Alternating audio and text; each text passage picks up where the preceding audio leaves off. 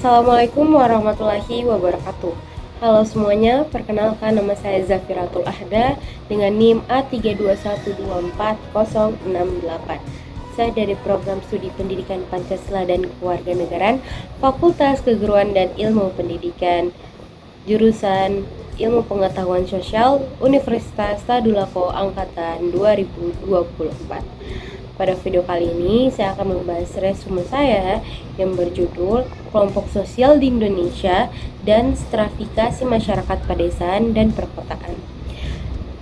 Untuk mempersingkat durasi videonya, mari sama-sama kita membahas apa saja isi dari materi kelompok sosial di Indonesia dan stratifikasi masyarakat pedesaan dan perkotaan. Yang pertama itu kita masuk ke kelompok sosial di Indonesia, yang dimana kelompok sosial atau kelompok itu kumpulan orang yang punya kesadaran kalau mereka adalah bagian dari kelompok tersebut dan mereka saling berinteraksi satu sama lain. Nah, menurut Robert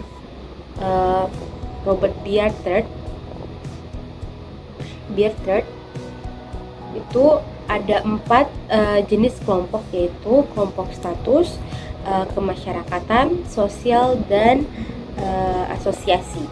Nah, jenis kelompok sosial itu terbagi dua, ada yang teratur dan tidak teratur.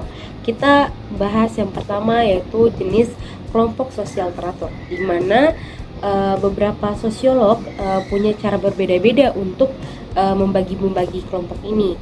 Kalau menurut Emil Durkheim, dia itu berdasarkan solidaritas, di mana terdapat dua solidaritas, yaitu mekanik dan organik. Nah, kalau solidaritas mekanik sendiri itu adalah kelompok yang terbentuk karena punya nilai, norma, dan kepercayaan yang sama miripnya. Contohnya kayak misalnya di masyarakat tradisional di daerah terpencil atau kelompok etnis yang masih kuat tradisinya, itu kan mereka sama-sama mempunyai pemikiran terhadap tradisi atau sama-sama dalam tradisi itu. Ya. Lalu kalau solidaritas organik sendiri itu adalah kelompok yang muncul karena adanya pembagian kerja atau spesialisasi dan saling ketergantungan ekonomi. Nah, di sini tiap orang itu punya peran berbeda-beda tapi saling melengkapi. Contohnya itu kayak masyarakat modern di perkotaan. Tuh. Kalau menurut Charles H. Coley itu dia ada berdasarkan makna hubungan, di mana itu terbagi menjadi dua, kelompok primer dan kelompok sekunder. Nah, kalau primer sendiri itu dia dari kelompok kecil yang interaksinya itu sangat intim. Dia juga secara langsung atau tatap muka dan punya ikatan emosional jangka panjang. Contohnya itu kayak keluarga dan teman dekat, itu kan soal emosional itu pasti kelihatan banget ya teman-teman. Yang kedua itu kelompok sekunder, di mana itu hubungannya itu lebih formal, resmi, dan interaksinya juga terbatas. Anggotanya juga biasa berhubungan itu secara profesional saja dan kurang akrab. Contohnya kayak karyawan di perusahaan besar atau pekerjaan-pekerjaan penting.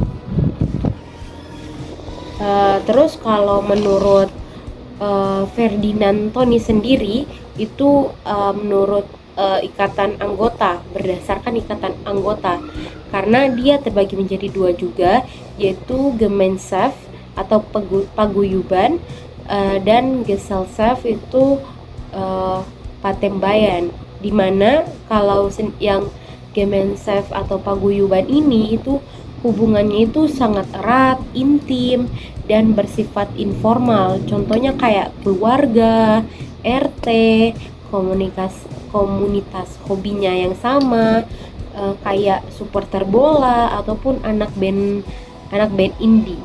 Nah, kalau sedangkan Gesellschaft itu atau patembayan itu hubungannya hanya sementara, kayak terus juga dia formal teman-teman, dan tidak memakai perasaan ataupun emosi yang dalamnya itu fokus ke tujuan pribadi atau kepentingan bersama saja.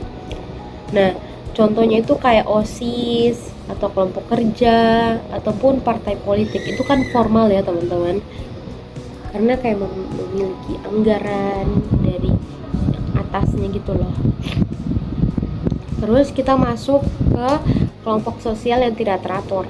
Nah, kelompok sosial yang tidak teratur ini kayak kelompok yang tidak punya struktur formal ataupun aturan kaku, dan itu terdiri juga dari 3 bagian, yaitu yang pertama kerumunan, yang kedua massa, yang ketiga publik. Dimana kalau kerumunan ini orang kumpul di satu tempat tapi tidak ada hubungan tetap dan komunikasinya itu cuma sebentar.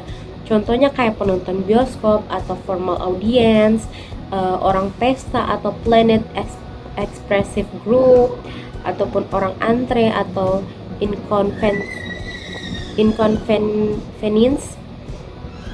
inconvenient causal crowds, ataupun sampai orang tawuran pun, atau acting lawless crowds itu.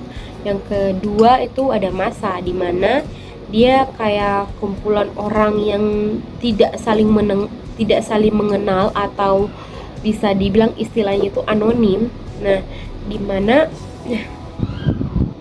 kategorinya itu tidak teratur dan sangat gampang dipengaruhi oleh tokoh tersebut gitu, atau tokoh tertentu lah. Nah, yang ketiga itu ada publik, di mana orang-orang yang kumpul di situ itu tapi tidak jadi satu kesatuan, maka mereka itu interaksinya tidak langsung atau pakai lewat media massa, tapi punya perhatian yang sama akan terhadap suatu isu itu gitu. Nah, mungkin itu saja dari materi kelompok sosial di Indonesia. Kita masuk ke materi stratifikasi sosial atau stratifikasi masyarakat, pedesaan, dan perkotaan. Nah, di mana stratifikasi sosial ini itu adalah pelapisan masyarakat, adalah perbedaan masyarakat ke dalam kelas-kelas secara bertingkat atau hierarkis. Nah, pelapisan sosial sendiri ini atau stratifikasi sosial itu ada dalam perbedaan masyarakat dalam kelas-kelas yang bertingkat atau hierarkis. Nah, di mana itu ada faktornya, ada sifatnya, ada juga ukurannya. Nah, kita mulai dari faktornya dulu. Kalau faktor lapisan sosial itu ada 2, teman-teman. Yang pertama itu sengaja dibentuk, di mana dia sistem pembagian tugasnya, kekuasaannya, dan wewenangnya itu secara resmi dalam organisasi formal. Nah, kalau untuk secara sendirinya itu dia terbagi dari jenis kelamin, usia, pendidikan, atau kepandaian, keluarga sampai keturunan, dan juga hingga kekayaan atau ekonominya. Nah, kalau sifat pelapisan sosial itu juga terdiri dari 2 bagian, teman-teman. Yang dimana itu ada sistem pelapisan tertutup, itu dia diperoleh tanpa usaha atau aksribet status. Kalau yang kedua itu sistem pelapisan terbuka, di mana dia diperoleh dengan usaha. Itu archived status gitu. Nah, kalau kita ke bagian ukuran, itu terbagi menjadi 4 pelapisan sosial, teman-teman. Itu ada kekayaan, kehormatan, kepandaian, dan juga kekuasaan. Nah, teman-teman, mungkin itu saja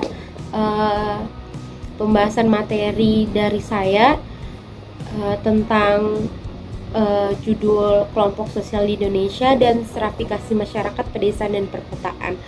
Selebihnya saya memohon maaf jika ada salah penjelasan dan salah perkataan atau kurangnya penjelasan saya.